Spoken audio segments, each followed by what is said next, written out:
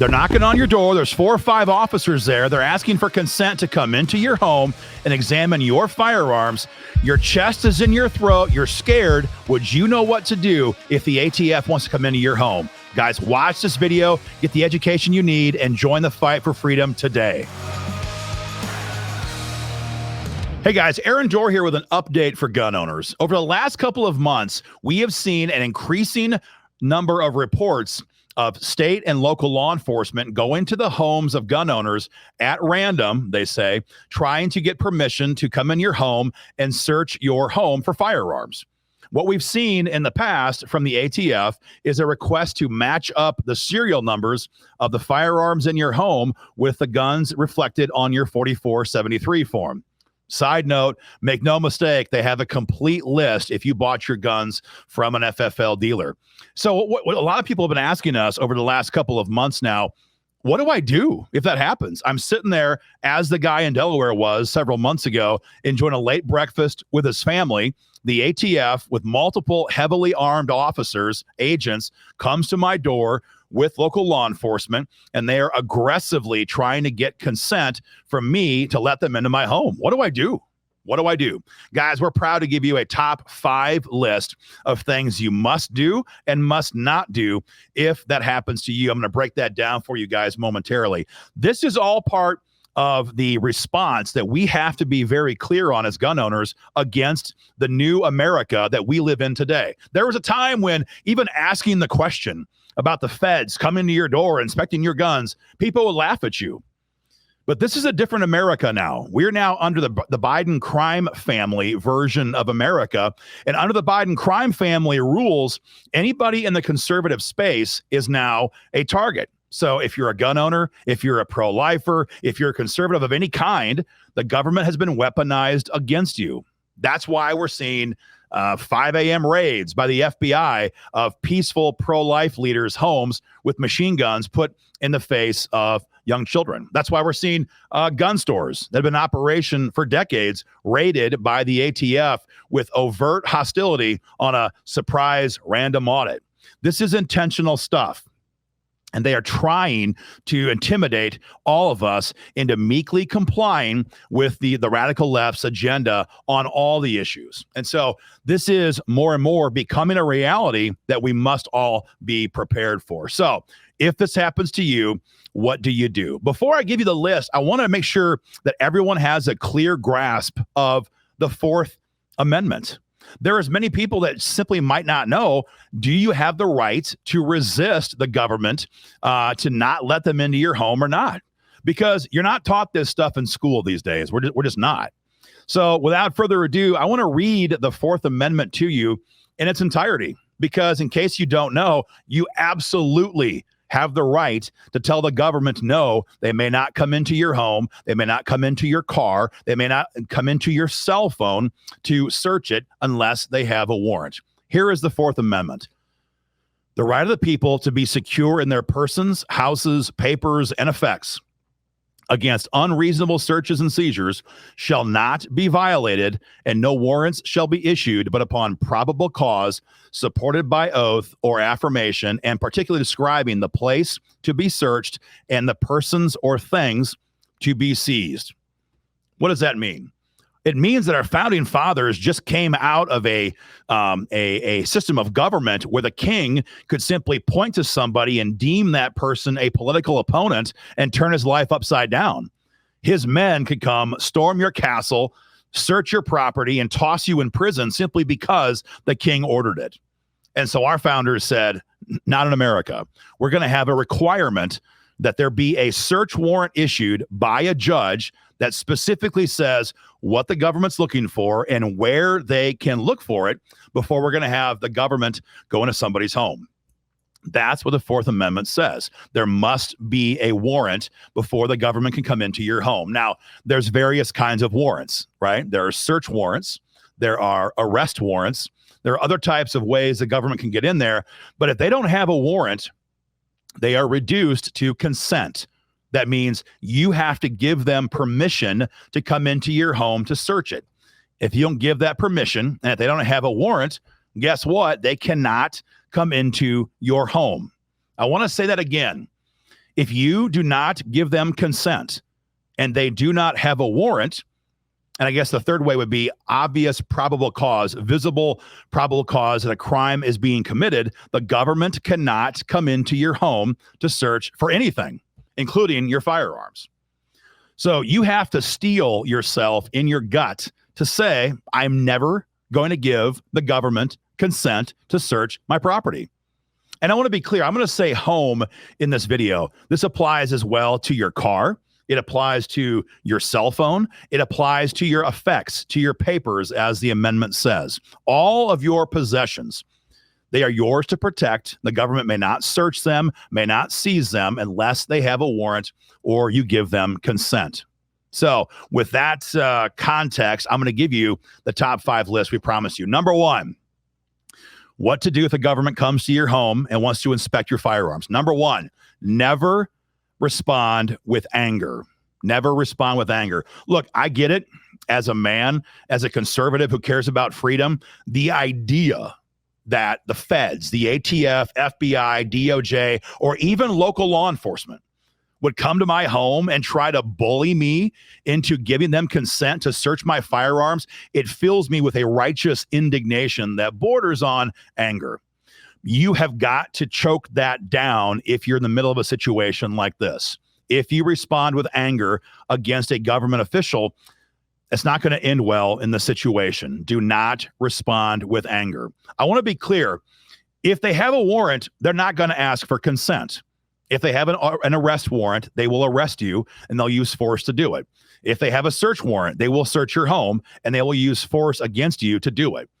We're talking about consent-based searches. If they come to your home and say, hey, can we come inside and inspect your property and make sure your guns are all here? In that case, they do not have a warrant and do not respond with anger. Number 2 on our list. First one is never respond with anger. Number 2, never grant consent. I've said it about 14 times now. We're going to keep saying it. There's a lot of ways that law enforcement can try to use pressure tactics against you to agree to give them consent. So you might say, I'd never give them consent, but they're tricky. And there's lots of videos that document this. They can lie to you. For example, they might say, look, man, we have a warrant. We can get a warrant anyway. We'll come back, but that's going to take a couple hours. Meantime, we're gonna lock your place down. If you want us to get this done quickly, just give us consent. That's one way that might work. Or they might say, look, man, if we get a warrant, we're going to come back here with a lot of cops, a lot of lights, a lot of sirens. The neighbors are going to get freaked out. You're a lot of ticked off neighbors you're going to have to answer questions to. It's going to be embarrassing. Just give us consent. It'll be very quick. Or they could say, yeah, we can get a warrant, but your boss might hear about it. Your family might hear about it. There's all kinds of ways and all kinds of tactics that can be employed to try to give you a guilt trip into giving them consent. All of this could be a lie. The Supreme Court has ruled that law enforcement may certainly lie to the public when conducting these investigations. And so they could certainly lie to you. Do not give consent. That's point number 2. I'm going to give you I'm going to call it point 2B. Okay. If you make a mistake, let's say you're on a traffic stop, you're heading home from work late one night, you get pulled over for speeding, they stop your car, give you a ticket or give you a warning, whatever the case may be, and then give you your license back and your papers and say, hey, you're all good to go. Thanks a lot. Have a good night. And then you're getting ready to put your car back and drive to head down the road. And they say, by the way, just really quick question for you.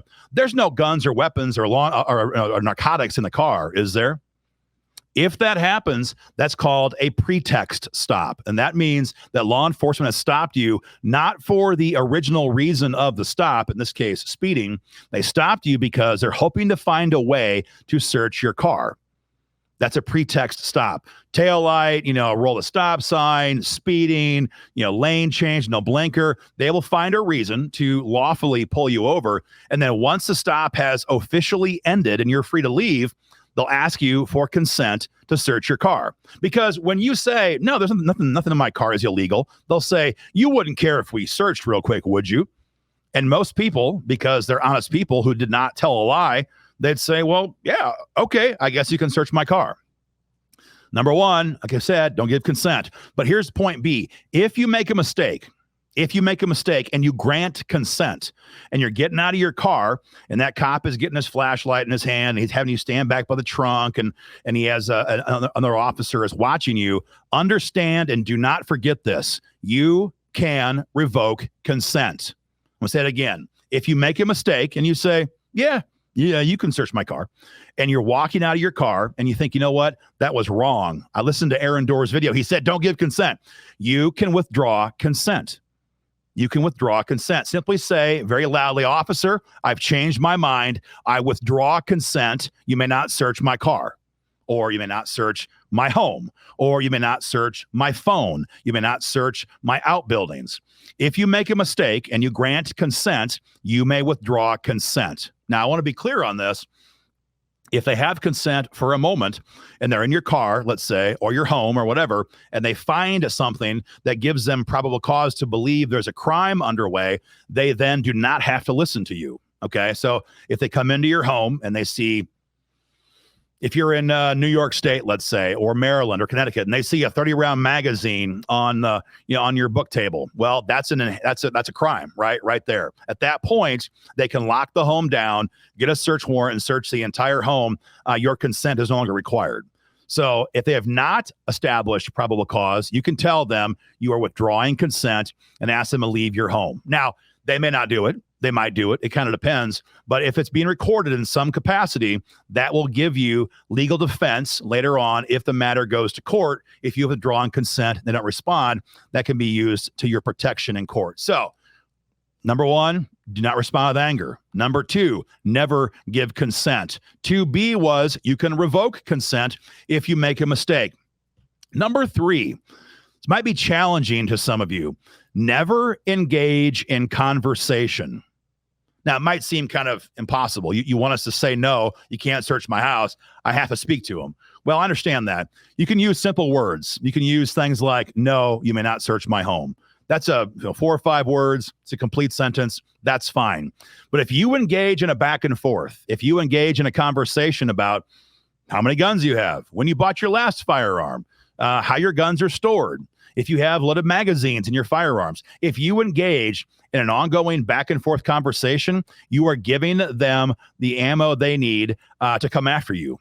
You don't know how. You won't know until it's too late. If you make a materially false statement, maybe you made a mistake. Maybe you were woken up in the middle of the night. Maybe you're intimidated. Maybe you just simply forgot. If you make a materially false statement to them, that can be used against you in a court of law. Do not engage in conversation with them. I'm going to reference in this broadcast right now. If you have not watched it, go to YouTube and type in Regent University, do not talk with the police. Regent University has a great video on this. It's 45 minutes long, approximately, has tens of millions of views. It is a must watch for gun owners who need to learn the reality of why you should not talk with the police. So number 3, do not engage in conversation. Number 4, always call a lawyer. So what does that mean? How does that work in real life? Knock, knock, knock. You come to your door. You see ATF there. Hi, Mr. Doerr. We're just doing a random search of the area today. We want to make sure your firearms that are on your 4473 form match up with the guns you have in your home. Can we come inside for a moment and search your firearms? The response goes like this. Officers, I do not give you consent to search any of my property. I would like you to leave my property. I will now be calling my lawyer. And you may calmly close the door, get your phone, and call your lawyer. That's it. It's not hot. It doesn't get animated. It's very simple. Guys, I appreciate you being here. I do not give you consent to search my home. I'd like you to leave my property now. I'll be calling my lawyer. Thank you. Calmly close the door. And then call your lawyer. That's step number 4. Now, you might say, that's great, but I don't have a personal lawyer. What do I do? Well, that's fine. And they might say to you, who's your lawyer? That's a common response. Who's your lawyer? If they ask that question, revert to question number 3, which is never engage in conversation with law enforcement. Just simply say, you'll hear from him, and close the door. Very simply. Now, if you don't have a lawyer, you can get back in your home, close the door, and freaking Google and call yourself a lawyer, right? You don't have to have a lawyer on retainer to call a lawyer. Any lawyer is better than no lawyer if you're involved in a situation like this. So number 4, call a lawyer. And number 5, last but perhaps most important of all, record everything. Record everything. Some people have Ring door cameras. Those are very effective for these situations. If you don't, simply have your phone, turn it on, put it on video mode, and hold it in your hand and record everything. And they might say to you, are you recording us? You say, absolutely, I am. You don't have to deny it. Don't hide it. Just say it, yes, and move on. They do not have any way, any reason, any authority to make you stop recording, but you must have an independent record of what happened in that conversation, because if it goes south, if they come into your home without having consent, that phone, that video can document what was said during that encounter. Because let me be very clear with you, your word against their word is not a fair fight. If you go to the judge and say, Your Honor, I told them this, and they say, Your Honor, he said the opposite, the law enforcement officials will win that debate. Pure and simple, that's the way it works. So you must record everything if that happens. And that way you have an independent record of what took place. Now, once that's done and the situation has resolved itself, forward that video to a lawyer if you have one, or to a buddy if you don't. In other words, you want to make sure that video is not left solely on your phone. Get that offsite, get it to counsel, get it to a friend, get it somewhere to protect that in the event this matter comes. They come back with a search warrant. You want to document what happened. If they confiscate your phone, you would lose the ability to do exactly that. So, in review, it's a new America. The Biden crime family is calling the shots, and conservatives, especially gun owners, are being attacked by weaponized law enforcement agencies in ways we've never experienced in this country. If this happens to you, number 1, do not respond with anger. Number 2, do not give consent. Number 3, do not engage in conversation. Number 4, call your lawyer. And number 5, record everything. Guys, that's what you should do if it happens to you. If this happens to you, reach out to us. Make sure we hear about this. We'll help you guys any way we can. In the meantime, hit the link below and join the fight for freedom today.